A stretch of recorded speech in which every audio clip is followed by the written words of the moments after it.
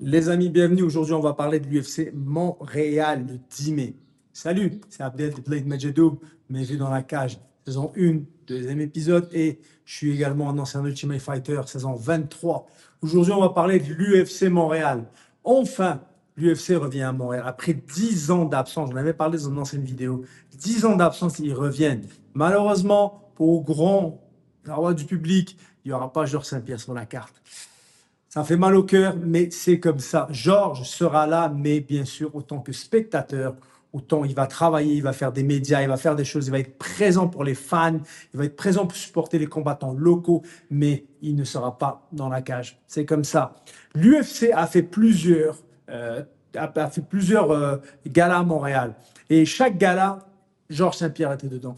Moi, j'ai eu la chance d'être dans le Centre Bell avec Georges comme combattant deux fois contre Carlos Condit, contre Nick Diaz. Puis je vous assure que le public québécois, les fans québécois et canadiens sont incroyables contre Georges. Quand vous avez plus de 20 000 personnes qui scandent GSP, GSP, c'est juste, ça fait vibrer, j'en ai encore la chair de poule. C'est incroyable. Mais là, malheureusement, l'UFC, en fait, revient à moi après 10 ans. Pourquoi 10 ans? Parce que dans le dernier, je vous fais un récapitulatif, dans le dernier, ils n'ont pas pu faire le show qu'ils voulaient. Il y a comme 4 combats qui ont annulé de la main card.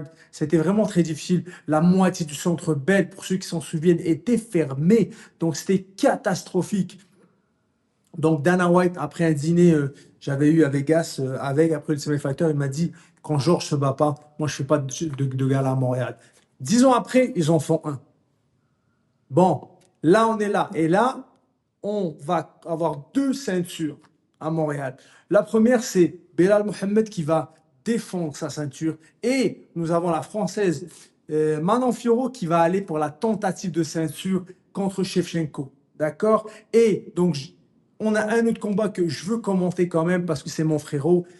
Ayman Zahabi qui va se battre contre le GOAT, José Aldo. L'un des GOAT des arts martiaux mixtes de tous les temps, José Aldo.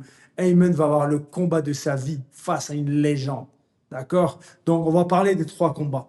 D'abord, je vais parler de Ayman. Ayman Zahabi, jeune frère du légendaire entraîneur et mon entraîneur et ami proche, Firas Zahabi, entraîneur légendaire de Tristar Gym. Ceux qui ont eu la chance de travailler avec lui, ceux qui le connaissent, il est connu dans le monde entier. C'est un des meilleurs entraîneurs, le meilleur au monde. Son petit frère Ayman, qui a quand même déjà roulé sa bosse pas mal dans les arts martiaux, et là il se bat à domicile. Il a 5 victoires consécutives. Il se bat à domicile contre le légendaire José Aldo. Comme j'ai dit à Ayman personnellement, je l'ai attrapé dans le parking, je dis, putain, je vais être triste. Je dis, je vais être triste. Tu m'embêtes là, je vais être triste. Je vais être triste, c'est le meilleur combattant favori. Mais pour une fois, je vais tenir contre José Aldo. Je sais, je vous déçois pour ceux que je déçois, mais c'est comme ça. Je suis obligé de tenir avec mon frérot. Je suis obligé de tenir avec mon frérot Ayman. Donc, je supporte mon frérot Ayman dans cette aventure. Il se bat contre le légendaire José Aldo. José Aldo, qu'est-ce qu'on peut dire? Qu'est-ce qu'il n'a pas fait, ce mec? Champion pendant tellement d'années, je pense, mais à un moment donné, pendant 10 ans, il était invaincu. Il a été l'ancien champion des 145 avant de se faire détrôner par Connor. Je ne veux même pas revoir cette image-là tellement que ça me fait mal au cœur. Et malgré ça, il est revenu à être un des top 10 à 135 livres. C'est incroyable. Moi, il n'a rien à prouver. Et bien sûr, on a tous un peu ce truc. Pourquoi il ne kick plus? Avec ses kicks légendaires, il fout droit. Eh ben, les amis, je pense que il y a des grosses rumeurs qu'en fait, il a eu une maladie et des problèmes aux jambes. Donc, malheureusement, il ne peut plus kicker comme avant. C'est pour ça qu'il boxe beaucoup, etc. Maintenant, comment ça va être ce combat? Je vous assure que c'est un combat qui va être tentant. José est je sais même pas pourquoi il est revenu. Il était Hall of Fame, il est revenu quand même. Il devrait pas revenir, il devrait rester à la retraite. Il méritait ça, mais il continue, il a l'amour du combat et on le respecte beaucoup. Ayman est un combattant ultra complet, que ce soit debout, lutte, sol, il est super bon, il a de la force, il tape. Donc Ayman va être là, il va tout faire pour aller chercher cette victoire. Il a même appelé Georges, c'est une petite anecdote, Georges lui a dit, ne le respecte pas trop. Parce que Georges, quand il s'est battu contre Matthews, lors de son première tentative de ceinture, il a trop respecté Matthews. C'était son idole. Et qu'est-ce qui s'est passé? Matthews, il l'a pris en clé de bras. Au retour, il n'y a pas de respect, il l'a défoncé. Donc, je souhaite bonne chance à mon frérot Ayman. J'espère qu'il va prendre la victoire. Désolé, José Aldo. Je t'aime. J'aime beaucoup José Aldo. J'ai beaucoup de respect pour lui. Mais je tiens avec mon frère d'armes, Ayman Zahabi. Maintenant, tentative de ceinture pour Manon Fiorot. Elle méritait cette chance. C'était la Française, Française, qui avait le plus de chances d'y aller, qui était le plus logique par rapport aux autres, que ça soit Gann, que ça soit Nassour Dinimavov. Donc c'était comme des trois, c'était celle qui méritait. Ça, c'était en lice, c'était en lice. Et puis voilà, face à elle, on a Shevchenko, un monstre, une combattante, un monstre debout. Donc, ça va être un sacré, moi je pense, combat de filles. Les gars, c'est pas parce que c'est des combats de filles qu'il faut pas regarder, d'accord? Les femmes sont très très bonnes au combat, vraiment, vraiment, vraiment, vraiment. Et là, on a deux combattantes qui vont en découdre gravement jusqu'au bout pour vous donner du spectacle. Donc, faut les supporter, il faut les supporter. Et moi, ça va être difficile parce que je veux pas faire le gars qui est contre Manon. Le niveau du style, je préfère Shevchenko. Je préfère plus Shevchenko au niveau du style. Mais si une athlète ou un athlète tricolore français peut remporter la ceinture dorée, je lui souhaite que du succès à Manon. Et c'est une très bonne combattante. Elle a un combat debout, style de combat debout très propre. Moi, j'aime ça. Donc, je pense que ça va être une bonne guerre. S'il y a quelqu'un qui peut détrôner cette ceinture, c'est Manon, c'est sûr. Maintenant, c'est compliqué face à Shevchenko, mais c'est Manon. Manon a tous les outils pour aller chercher cette ceinture et on a hâte de voir ça. Dernier combat de la soirée. Oh là là là là.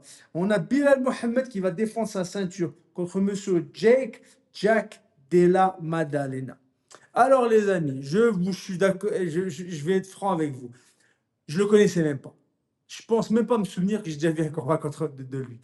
Mais il devait combattre contre Shavkat. Shavkat, malheureusement, il était en lice. C'est lui qui devait combattre contre. Mais il s'est blessé. Il devait s'opérer de la main, je crois, un truc comme ça. Donc, on a le numéro 4, je pense que c'est le numéro 4, qui va se battre contre lui. Qui est Jack? Donc, il a 17-2. Les deux derniers adversaires qu'il a eu, qui étaient plus de noms, étaient Kevin Holland. Il l'a battu en 2023, split des décisions. Et en 2024, il a battu Gilbert Burns, qui est en déclin, bien sûr, lors de l'UFC 299 contre Omale Vera 2. Et il l'a battu par KO, knee and elbows, les genoux et les coudes au troisième round, à 3 minutes, à 3 minutes 40, donc presque à la fin. Et Burns, il gaze out beaucoup, en fait, à la fin du combat. Tout le reste je les connais, je ne savais même pas. Je vous mens pas, les amis, je ne savais même pas. Je savais même pas. Et puis, regardez, il est rentré dès là. Il est rentré avec le Contender Series en 2021. Ensuite, il a fait 1, 2, 3, 4, 5, 6, 7 victoires à l'UFC. C'est pour cela qu'on lui a donné cette chance-là.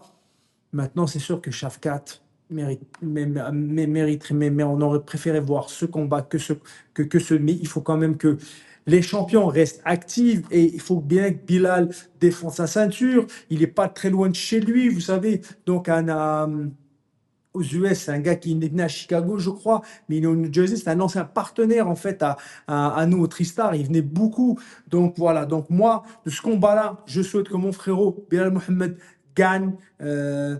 J'ai hâte, en fait, qu'il prenne ça. Je veux qu'il gagne ce combat. Je pense qu'il a tous les outils, qu'il va tout faire. Ça va pas être un combat très difficile pour lui.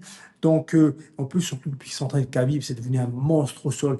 Donc, voilà ce que ça va donner. Les amis, je sais pas pour vous, mais ça, c'est mes prédictions pour ça. Je peux pas faire tous les combats, malheureusement. En tout cas, n'oubliez pas de liker, partager, aimer, donner de l'amour. Des fois, je fais des vidéos et des fois, je m'absente un petit peu, mais vous savez, je vous lâche pas, d'accord? C'est un peu le mois du Ramadan, donc c'est galère. N'oubliez pas, peu importe où vous êtes, Ramadan, pas Ramadan, en été, pas l'été, vous voulez être en shape, vous voulez vous transformer, vous voulez vous challenger, vous voulez travailler sur le côté technique, boxe, muay thai, kickboxing, jiu-jitsu brésilien, lutte, conditionnement physique et musculaire, mise en forme, la confiance en soi, coaching, vous avez besoin de coaching de vie, etc., etc. N'oubliez pas, il y a un lien en description. Vous mettez vous me contactez, un appel de 15 minutes est gratuit, peu importe où vous êtes, budget, pas budget, je suis là pour vous aider. À très bientôt. Ah, je te jure, elle me gratte depuis tout à l'heure.